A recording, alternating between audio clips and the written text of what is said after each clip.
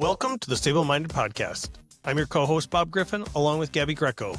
This podcast is brought to you in association with the Illinois American Saddlebred Pleasure Horse Association.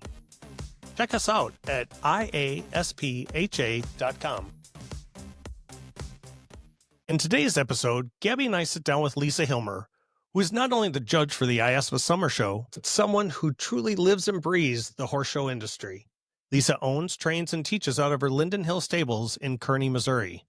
We talk with Lisa about what it was like to grow up in a horse show family, how she decided to strike out on her own, and the values that have shaped her training and judging philosophy. We also dive into her work with the Instructor's Insight. That was a riding instructors workshop that was first held in 2024. It helped riding instructors better take on the challenges in this new age of technology and growing demands for people's attention and time. And now, Lisa Hillmer. So what was your first memory of getting started riding? I don't remember the first time I rode. It was one of those, I think I had a little black pony and he was the same age as me. So I think my mom broke him when he was 2. And then I just rode from there. And just so I always say it's funny because when I teach people to ride, I don't remember learning myself to post, and then I'm teaching others to post. So, and just so that everybody knows, your mom is Johnny Serland, longtime riding instructor and trainer. You guys were always in Missouri? No, I grew up in Nebraska. Nebraska, okay. Yep, just outside of Omaha. And they had a training operation like boarding, training, riding lessons. We trained a little of everything. When I grew up, we did some horses off the track that were in Exarban, which was the racetrack that was in Omaha. We did quarter horses, we did Arabs, Morgans, saddlebreds, walking horses. We did everything. When did it start kind of focusing more towards saddlebred? I remember the first saddlebred when I was probably 10. I think we had more before that, but that's the first time I remember. We didn't have walk and trot back then. Oh, really? So we had to go right in from lead line into canter. So I don't remember kind of having that nice little middle. And so how did you start riding? At what age and like in what divisions? I lead line. There's pictures of me doing lead line. I did a little walk and trot pony that was a Shetland, and I showed him Western all over the Iowa circuit. And I just remember him, and he was like my buddy all through my younger years. And then I started showing the saddle seat probably when I was about 10.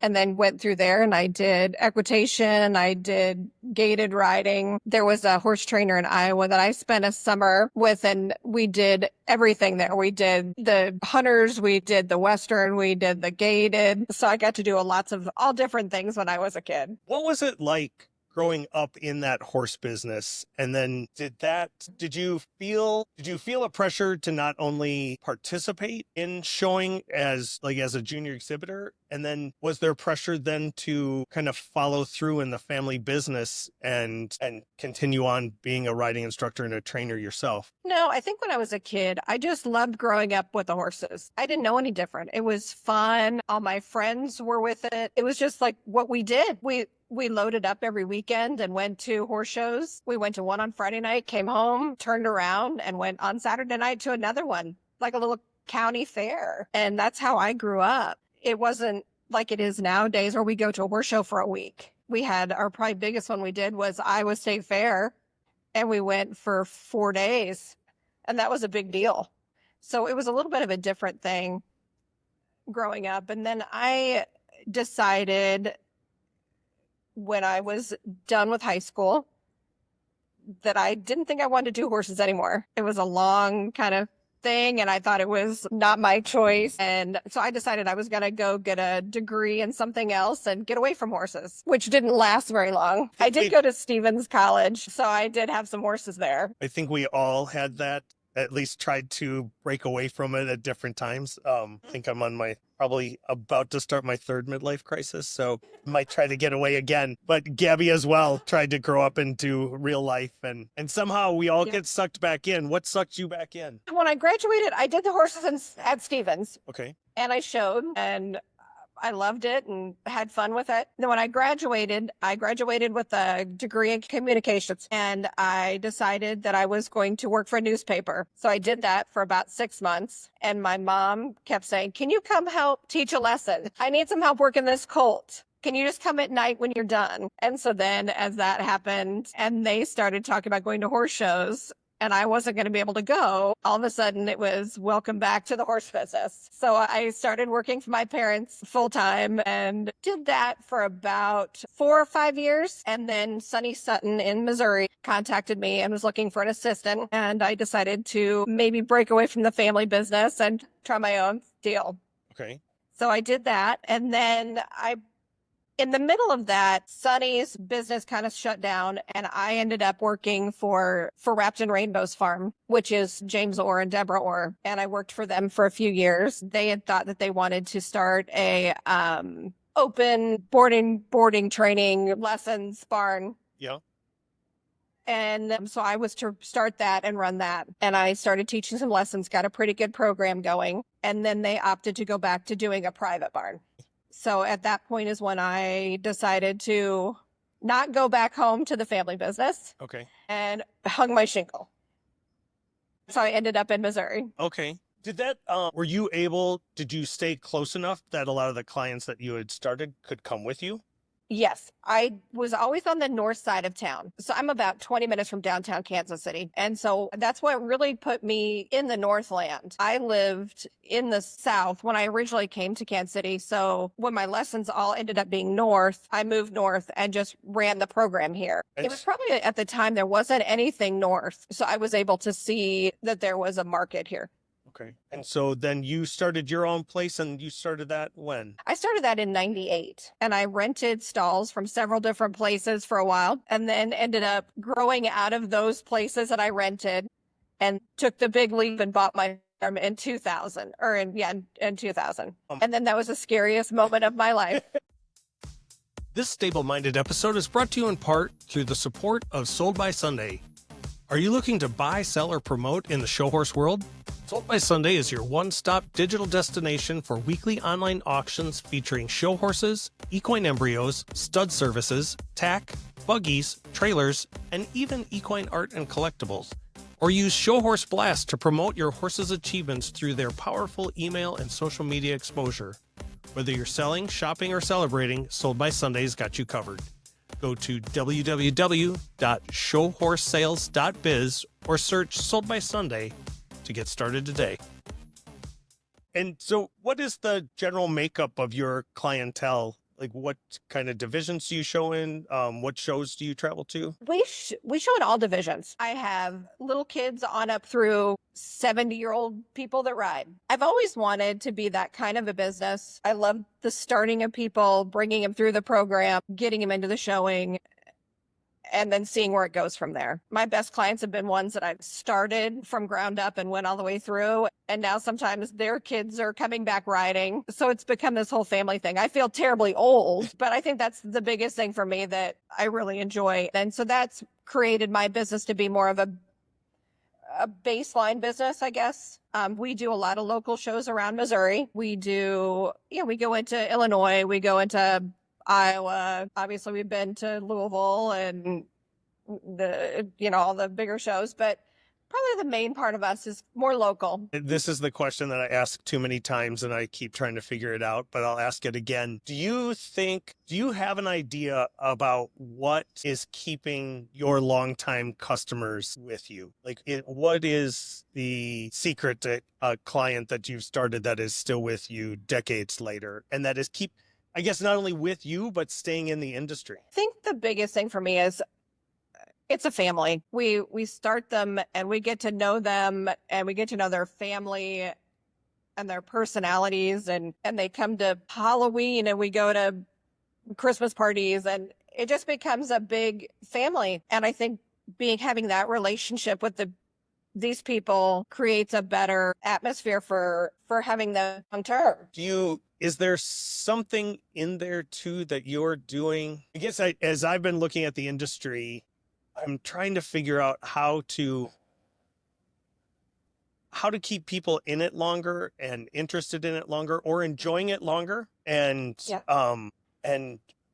what that looks like or what that is. And really it's hard to bridge that gap, especially I'm guessing you're starting a lot of kids and yes. And when they stop at 17, or a lot of them stop at 17, but that trying to figure out how to maybe not have them stop at 17, or even if they do as they go off to college. But then, we've been fortunate that we've had a handful come back after, they've kind of gotten started in their career and such. Have you seen, or what do you think is some of that? What have you done that has made that successful to either keep somebody in it or get them to come back? I think it's harder now because the families aren't in it so much. When I first started, there was a lot of grandparents that brought the kids, and they had been in it, and their parents had been in it.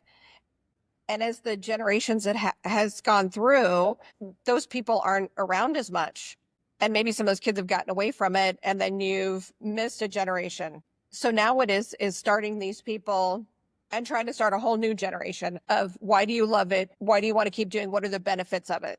So we instill a lot in these kids of trying to get them to come to the barn and be involved and some work ethic. Get away from the telephone, get away from the TV, show the parents that this is a good thing, that is keeping the kids out of trouble, getting them a focus, and getting them some life skills that they don't get in normal life. So trying to create that environment, and then trying to get those kids to get maybe their cousins and everybody else, so you can get some more family together and try to create this unity of another group to come in. And then from there, trying to get them to be so involved that they love it so much when they go to college, like I did, that you're like, oh, I miss it. I want to come back.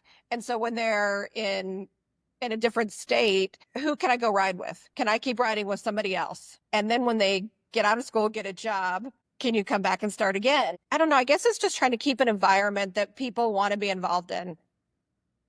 And then it's a positive, good thing that they want to come back to. And that's what I think misses a lot when it gets, not that we don't all want to be competitive, but it's finding a way to be competitive and also be fun, a family environment, just something that they want to be a part of. Right now we're at a horse show, and it's a theme is Christmas in July. So as much as I hate it, but all the clients wanted to come down and decorate. And I said, all right, you guys are involved. You have to do it. I'm not doing it. So they decided to have a Honolulu Christmas or something. My stalls look like, I can't even tell you. I have a 9-foot inflatable horse. I have a sand pit with a pool. I have a water slide that is all coming out for the judging. And I had to, last night, the anxiety level was just everywhere. But that's what they want to do. They want to have fun. And you just have to make it to where all the kids were there. Every kid, every parent was there. They were bringing tubs of decorations in. And I think that's what we have to get back to it. Switching gears a little bit, but you talked about judging your setup.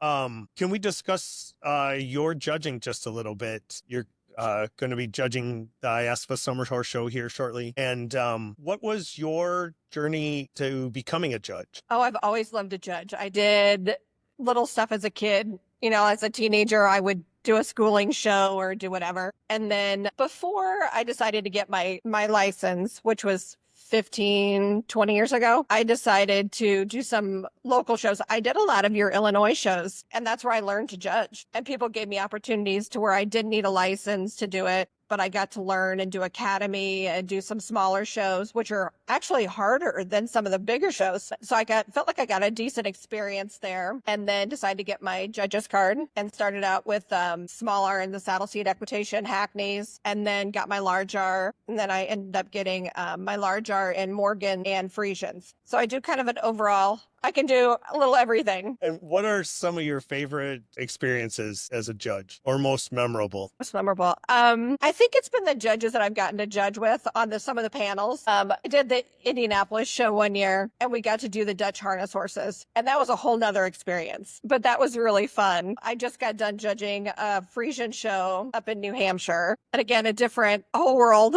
We had a Liberty class where we had to judge, I think I had 18 in there. So the class took like 2 hours, and 90% of them, which I thought were going to be Friesians, ended up being minis. This whole group of minis came out of wherever, and they ran around for 2 minutes. It was fantastic. But I think probably my favorite, I've loved doing the equitation finals. I've gotten to do the Olympics. I've gotten to do the National Show Horse Finals. I've gotten to do the Good Hands. I really love that. One of my favorites. And Morgan Grand National with all the equitation, with the equitation's fun.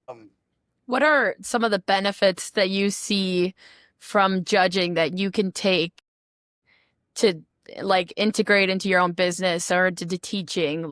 Would you see anything that you're like, oh, that's really cool, I might implement that, or anything else? Or does it help you? Obviously, it helps you as a judge seeing everything that you take back as a teacher and instructor, or is there anything like that? Absolutely. Every time that I judge, I come home and we do group lessons and we have a whole lesson on what I just saw, because there's so many times that I watch a class and I see someone that is trying so hard and maybe they don't have the best horse, but they're the ones that they want to win. They're trying so hard. And I go home and I talk to my students about that. About sometimes you don't need to have the best horse. Know how to work your arena, know how to place yourself, know how to navigate what you're trying to show. And I tell my kids too that when I judge, I don't know that how hard you worked. I don't know your horse's heart. I don't know that you've come back from some sort of bad show season and you're working through something. All I get to see is what you show me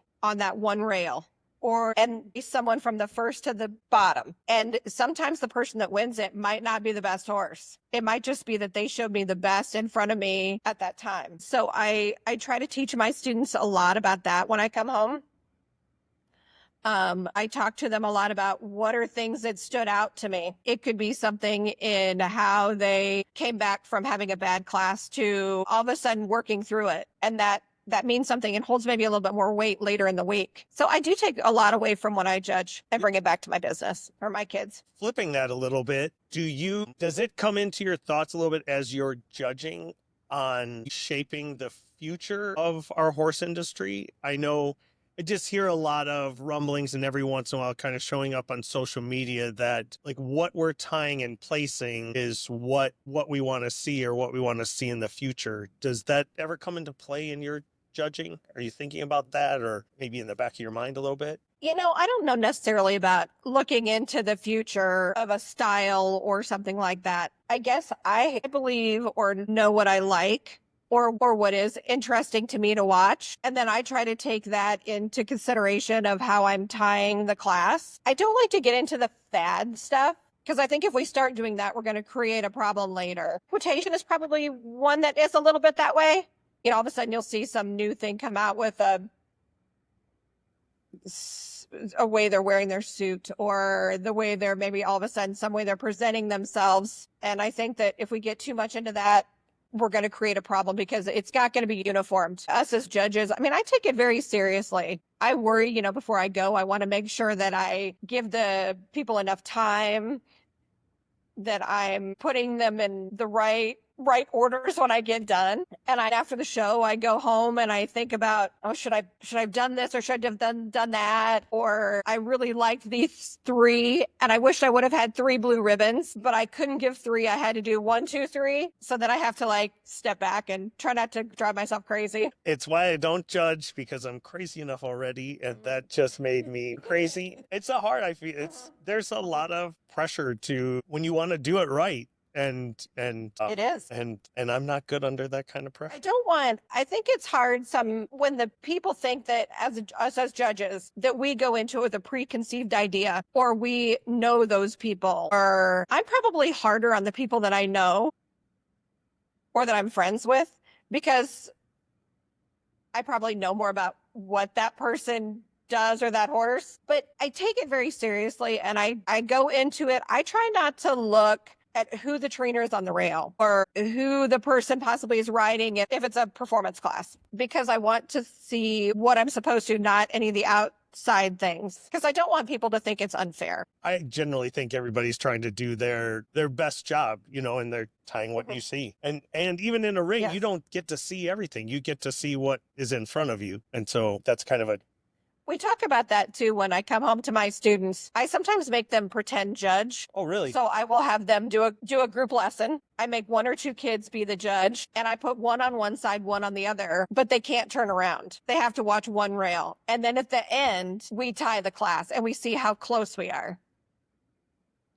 Because it's easy to sit on the outside of the ring and watch everything. But if you're a judge and you stand in the center, you can't spin the whole time. You have to find your spot and watch it. and trust it. Have never thought to do that. That is a great experiment. I know It's fun. I know It's fun. we do junior judging, which at the IASPA shows, and I think that that's probably kind of an eye opener for anybody who participates in that, just to see Mm-hmm. how. And it's different when you stand in the center compared to when you stand on the rail or you're sitting in a stance. Horses look different. The movements look different. Equitation riders look different. You see them from a different angle, and it makes a difference in how you tie a class sometimes. So that's why it's fun when I do my kids. Sometimes we have a group on the outside, and then they judge it as a whole. And then you have the ones that watch each rail, and the cards are never the same, ever. We have a little show camp that we do where they prep for this little show that they go to. And we do that, like they judge, and I give them little judges cards. And then I do 3 of them. So I'm like, okay, we're on a 3-judge panel. And then I have to do the majority system. They're like, well, this person did this wrong. And I'm like, well, this other person didn't see it. The other judge didn't see it. So this person still got first. Yeah, it's so interesting. And we try to tell all our customers that it's so different when you're sitting and you're watching your person or kid that's riding, and you can see someone else that makes a mistake, but maybe the judge didn't see that. And it's so different sitting, like you said, in the stands than standing in the middle. It's so different. And it's hard to, like my clients, when they sit there, they're like, well, they know that little Sally struggled getting her right lead. And so all of a sudden she got her right lead, and oh my gosh, she should win. But it's hard stepping out of that and being the personal side of it. You take that away and being able to say, I have to look at this objectively, and I can't think of all the personal things that might come into it. Do you do anything with your clients kind of in that vein of, you know what, little Sally has been working hard on getting that right lead?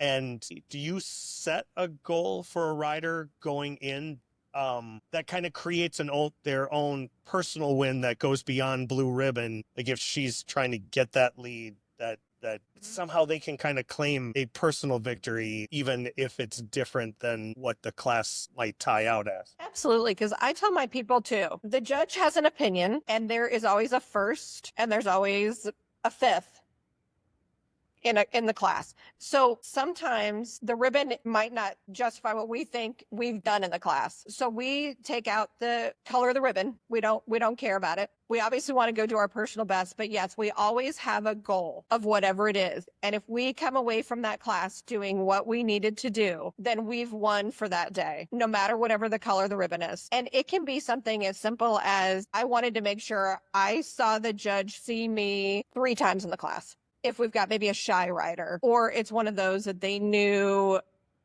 that their horse got scared up on the wall and they didn't put themselves in that position. But we always have a personal goal for the warm-up ring and the show ring. And then when we come out, we can be a little disappointed if we didn't get the ribbon, but then we always talk about what did we do right? What do we need to fix for the next time we go? And then try to work all that around to have a better class the next time. We do that a lot in our lessons too. When we get done with a lesson, we pull in and we say, give me 3 things that you did right or that you're happy about, and then give us 3 things you'd like to fix for next time.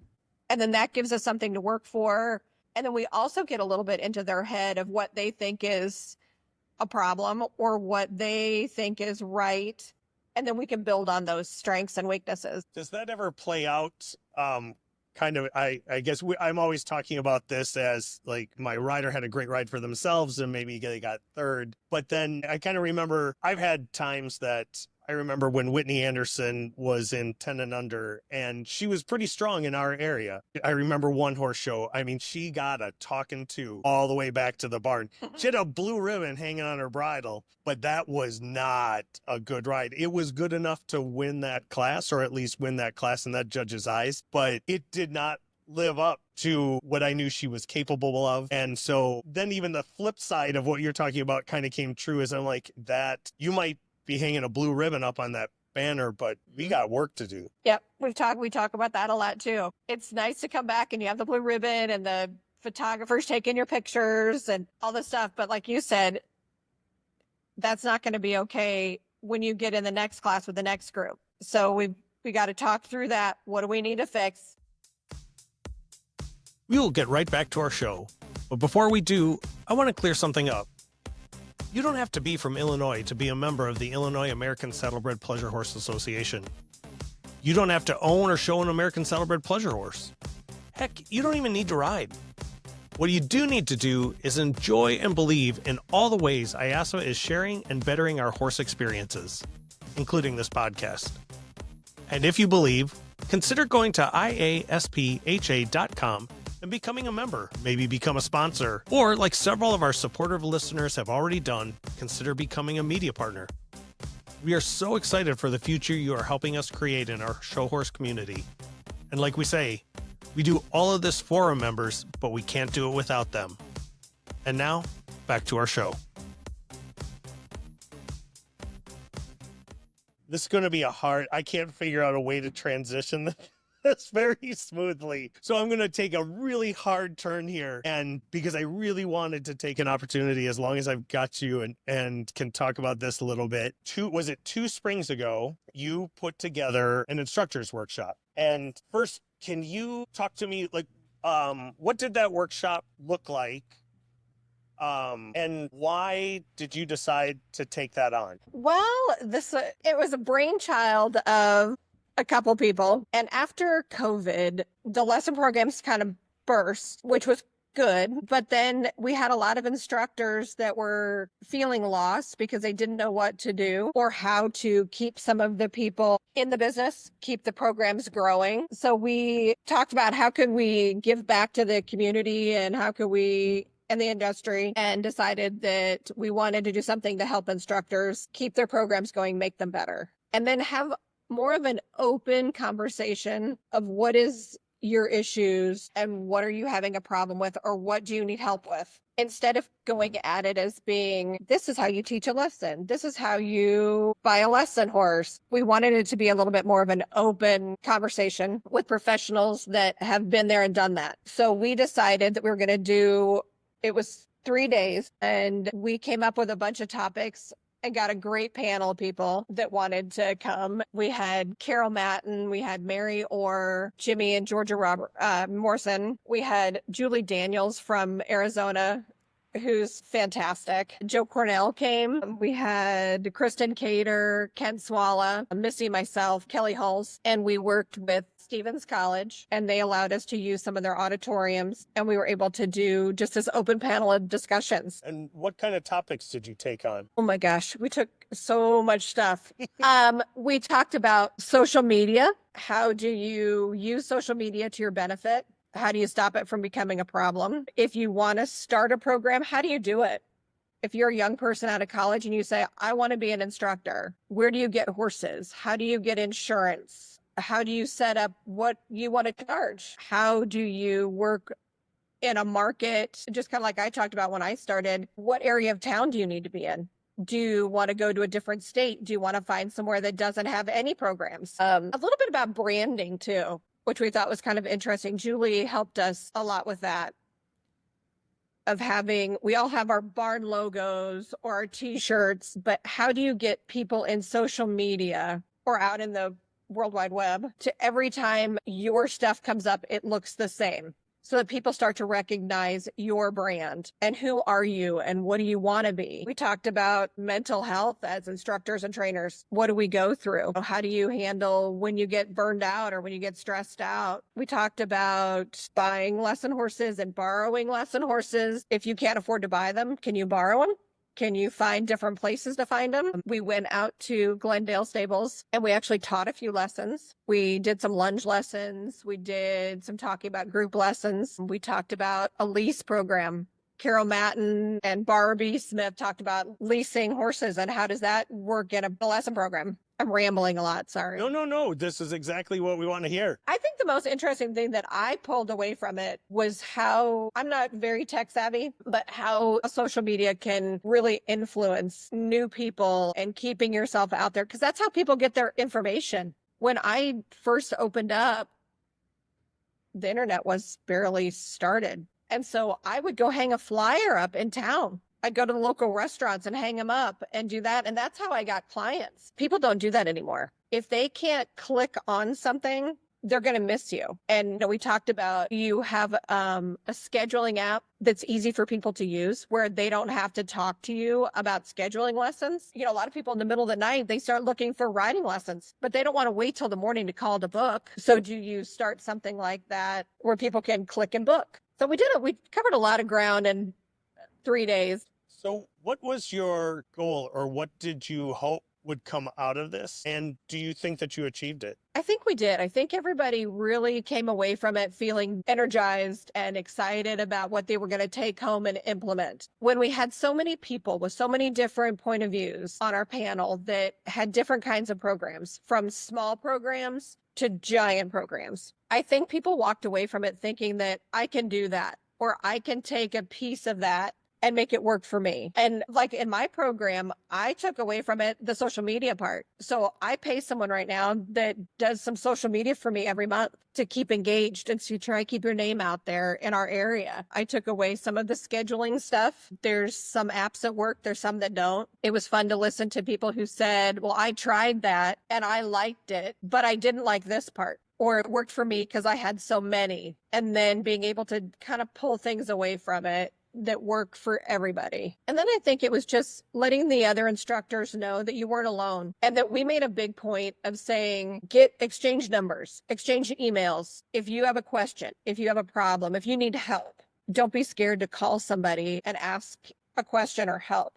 And I've done it. I've picked up the phone and called a few people, said, hey, I'm in this position, or I'm stuck with this rider. What would you think? And you didn't feel like those people were so foreign to you, or that they were scary to talk to, or you couldn't call them. It was like we spent 3 days of just getting to know everybody. And it was really good. I felt like it was helpful, and I'd love to do it again. That was my question. Do you have any plans to do it again yet? We thought we'd wait a couple years and then try it again, because we didn't want to saturate it. Yeah. And I think the business changes so much. So if we give it a couple years and then try again, and see where everything is at. What do people want to talk about? Or what do they need? And where's the business setting? I think this business has changed so much. And how do we keep it going? So yeah, I'm probably next year start planning again. Okay. So speaking of where the business is going, where do you hope that it will be in 10 years? And what was happening, or I feel, and this is just my looking at it from outside, that clinic sounded to me like there was a piece of it that was trying to take the first steps towards a future. And I could be wrong, but were you trying to do that? No, you're right. And you're right. We're all scared. I think we're all scared of where the future is for this business. My business is a starting block. So I get to see the kids when they come from the soccer team or wherever it comes, and they want to ride. And then you try to get them into the business. 15 years ago, 20 years ago, when I started my business, probably longer than that now because I'm trying to make myself younger. We all are. I would put out a flyer, or I would just wait for the phone to ring. And every week, I bet I had 20 phone calls. I want to ride. I want a lesson. I want to do something. We now probably have 2 a week if we don't do any sort of push. And I think that's a little scary because the kids now have too many outside influences. They don't want to be outside. They want to be behind a screen. They want to, or soccer or basketball or dance is easier. It's easier because it's involved in school, or it's a group thing where their friends are. Horses aren't made to be so important right now. The only time we get an influx of stuff is if all of a sudden there's a new TV show that comes out. When Yellowstone came out, everybody wanted to come rope a cow, and they wanted to come out. So come on out. I'll put you on and we'll figure out something. But there's just not as much anymore. And I don't know. And I think as a group as a whole, we were all struggling with that of how do we keep the motivation when COVID did hit and all of a sudden everything was shut down and people wanted to get outside. All of a sudden, the horses came back up to the top. So how do we get ourselves to stay on the top?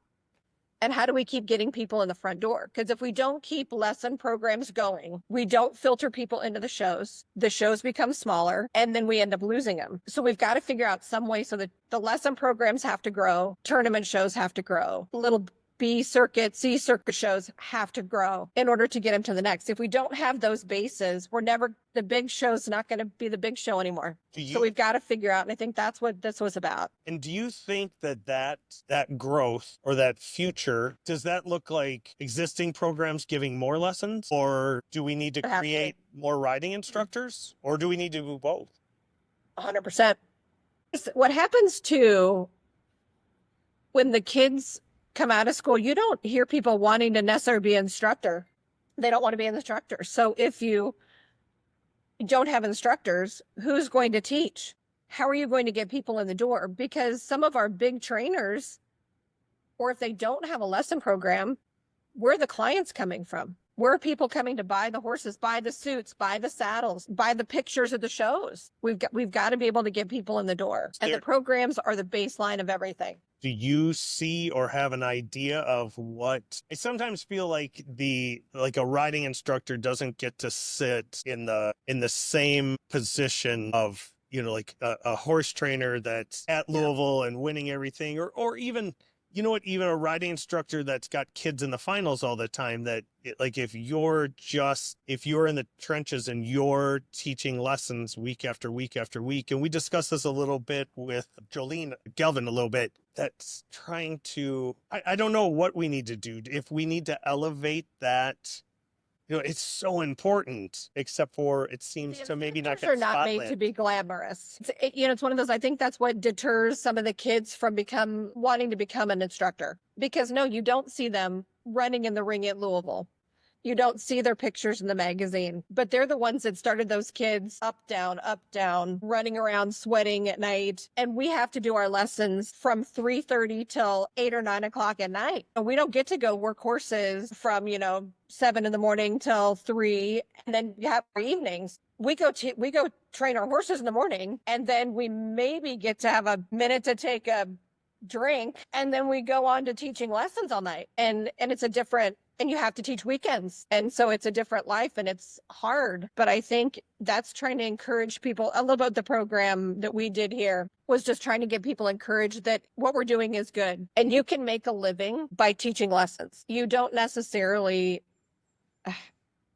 have to feel like the only way I'm important in this business is if I go the other way.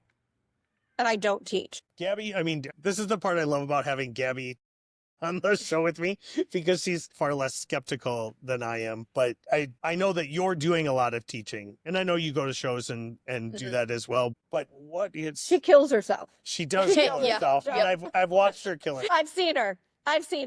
But what is that draw for you? Why do you want to, what's getting you out of bed in the morning to give a riding lesson till all hours of the night? Kind of what Lisa said, of those goals that those kids have, and then they're reaching those goals, and then they move on to the next thing. And you see that progression and that growth, and you see those kids grow to be better riders and be better people. I think that's the most rewarding for me. And I was just at a show this past weekend that you were at, Bob. And like Lisa said, we had the riders, they have jobs, they have goals for each classes. And it's not even kids. I had 2 ladies that were back to back one night, and I was like, okay, ladies, these are your jobs for this class. One lady, you just need to go off the rail more. And the next lady, you just need to get all your canter leads. Those are our jobs. And I'll be happy if we complete our jobs. And they both did. And they were so ecstatic. They had the best rides. They were so happy. And then, the kids, we had a lot of academy riders. Some did great, some not so great, but they all walked away and learned something. And that's, if everyone's happy, if they feel like they achieved something, I feel like I did my job and about it. So I think that's what kind of keeps me going. These kids are learning, they're having fun, they're being with their friends, and they just love the horses. And I always say sometimes maybe this should get taken out, but the academy kids or the riding lessons are sometimes easier, or a lot of times easier than the show horses, because it's less pressure. And then they have, and they want to be there. They want to be there. Yeah. They want to be there. Mm-hmm. Yep. Yeah. So Sometimes I think that the kids that start in the lesson program, it's so innocent. Like they come out and they don't care that that horse is not the prettiest, or it doesn't set its head, or it's got the crooked leg or whatever else it's got. They just they want to brush it. They want to lead it. They want to go feed it treats, whatever it is. It's so innocent. And then they leave and they're like, when do we get to come back? Like, when is, they look at their mom and they're like, is my lesson next tomorrow? Can I come back tomorrow? And you see that excitement. And I think sometimes as trainers, instructors, we get burned out, and you go to the show and you kill yourself and you're tired. And then you have all the weird horse show stuff that goes on. And then you come home and you feel defeated. Did I do a good job? Did I make these people happy? Whatever it is. And then you come home and you watch that kid that just wants to brush and is so excited that you're home. It gives you a little bit of an energizing situation where you can go, okay, I'm doing good. I'm doing a good thing. And that's a little bit what the instructor stuff was about, was just that we are doing a good thing. And that we're going to be the ones that keep this business alive. It isn't going to be the horses that are winning Louisville.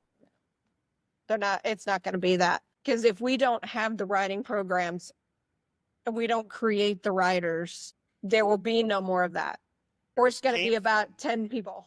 But every one of those people at that level had a riding path Lesson that brought them up through their very first lesson.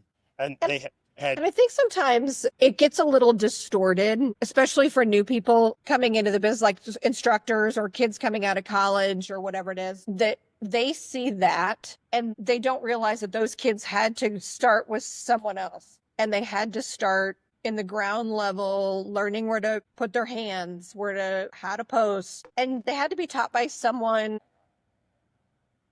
that was able to pick them out and know that they had talent, and then be able to build on that to make them be the rider they are, winning Louisville. And I think even sometimes it gets a little lost that even the people at that level are still going back to their basics.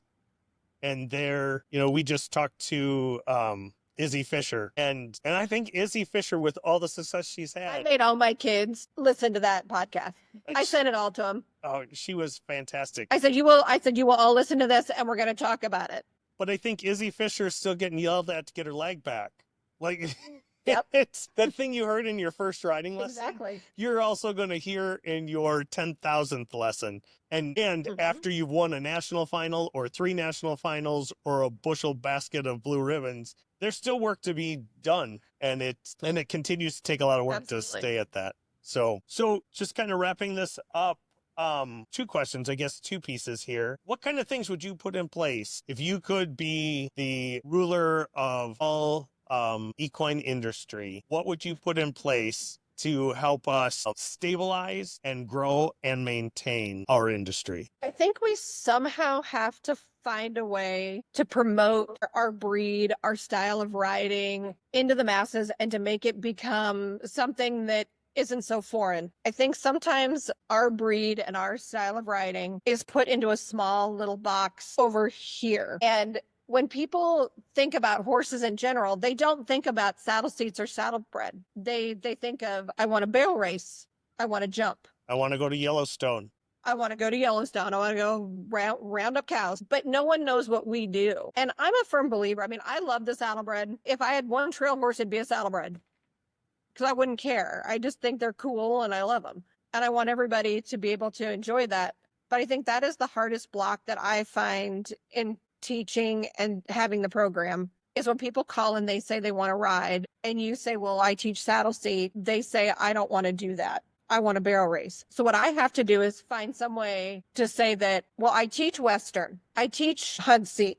And then I try to get them in the door and then figure out if we can maneuver it around a little bit. But I wish that we had more resources, something that we would be able to have more exposure. I don't know what that looks like. I don't know how you do that. It seems like all the exposure that we have is sometimes negative, and that hurts us on the battlefield where we're trying to get people in. So that would be my figuring out some way to get our world out there in a better light. So, and lastly, before we go into the final 5, what message would you give to somebody who loves these horses and is maybe thinking about getting into it and trying to make a difference in this equine industry? Meaning like as an instructor, as like a young professional? Yeah, I think so. You know, I would say don't be afraid of the work. You can make a living in this business and you can be important because all of us see the instructors and we see the people that are doing this job, how important they are. I know sometimes it feels like some of the people on the upper echelon don't care. I mean, but I see all these young instructors and they're doing a great job. I do a lot of academy shows. I judge all the academy classes and stuff. These kids are killing it. The styles they're teaching and what they're putting out are fantastic. And they need to be recognized for that. They need to not be looked down upon and that academy is just this thing. Academy is what's keeping these horse shows alive. You go to any horse show anymore, and the biggest division is the academy. Just keep at it, keep trudging, and maybe we'll break through. Maybe we'll get there. We're gonna keep it going. Well, I thank you for your help. I mean, I think that the instructors clinic is a big piece to that. So I appreciate you putting that on. So let's go ahead and jump. I'll start working at it. Now you're gonna make me feel guilty. You know what? Give me a call. I'll start putting it. I will give you as much help as I can. I don't know how much help I'm worth, Fantastic. but I'll jump on the bandwagon. This episode is brought to you in part through the generous support of the Monarch Show Series National Championship. It's their efforts to build a better, stronger, and more inclusive horse show industry that makes projects like this podcast possible. Make sure to join us for this year's show in September at the historic Illinois State Fairgrounds in Springfield, Illinois. For more information, go to monarchshowseries.com. And now the final 5. Our favorite 5 questions for our favorite stable-minded people. So anyway, let's hop into the final 5 and let you get to a horse show here soon. Okay. And so question number 1, if you were not into show horses, what would you be doing? I'd sell real estate. I think that'd be so fun. I love getting on Zillow and looking at all the houses, and I'd want to go in and like do the open house, and I think that'd be so fun. To some degree, we all have a horse addiction. What do you think is at the root of yours? It's these kids. They get started and I can't stop. And then they start at 8 and then I've got to get them till they're 18. So every time I think about quitting, they suck me back in. And then they turn 25 and have a kid and bring it to you. And then you got a new one that you got to And then keep. they bring it again. Yes. And then they bring it again. And then I'm never going to get out. I'd be out in the wheelchair in the middle of the arena teaching. Hooks up to oxygen and an IV drip. Yes, all of it. Yes, all of it. Big picture, what is the I love greatest gift that your involvement in horses has given you? I think it's the friendships. I've met some of my best friends who are in the horse business, and I can't imagine life without them. And even some of the clients, that you go through. I do Christmas still with some of the clients. It's just their family. They become family, and I can't imagine not meeting the people I met in the horse business. My life would be totally different. What is the biggest risk you've taken and how did it pay off? Buying my farm. I hope it's paid off. I'm still there. I think I might be one of the only people in Kansas City that actually own their own. We have a lot of trainers in the business, but I don't know that many of them own their own. And I think the first winter that I had my farm and everything was frozen, the tractor and all the water, and I was young and dumb and didn't know to wrap things with insulation. And I was crying as water was spurting out. That was probably my biggest fear. But here I am. Here you are. And I've learned about heat tape and doors, of what side the doors should be on with electricity and heaters and all stuff. So I've learned over the last 25 years. I remember talking to Scott and Carol Matten when they very first bought Knollwood, and Scotty was complaining about a hole in the roof or something like that. And I'm like, you know what, Scott? That's your hole in the roof. Like, you own it. It's yours. Yeah. So. Yeah, I own it. There we go. And lastly, what is something that you are currently excited about besides Christmas in July? Besides Christmas in July. I just bought a new house. I'm excited about it. I moved my mom down from Iowa. She's semi-retired. So she moved into my house on the farm. So I'm excited that she's here and able to be on the farm and still have her animals. And then I have a house in a neighborhood and I can sit on my deck and not see a horse. Yeah. Oh, that's awesome. Well, I thank you so much for sitting down and talk to us, especially with the fact that you Thank you. Heading off to a horse show and carving out time for us to have a talk while you are trying to figure out how you're going to get all your work done today. So It is very much appreciated. Thank you so much. I appreciate it. And I look forward to coming judge a horse show. We will see you soon. So, See you soon. Sounds great. all right. Have a good one. Thanks, Thank guys. you. All right. Okay. I want to send a huge thank you to Lisa for talking with us today, especially as she's heading out to a horse show. I love having these conversations, and it is so interesting to me how people like Lisa are taking it upon themselves to tackle the needs of our show horse industry with creativity and commitment. Now put down your phone and pick up the reins, and we'll see you back here next time.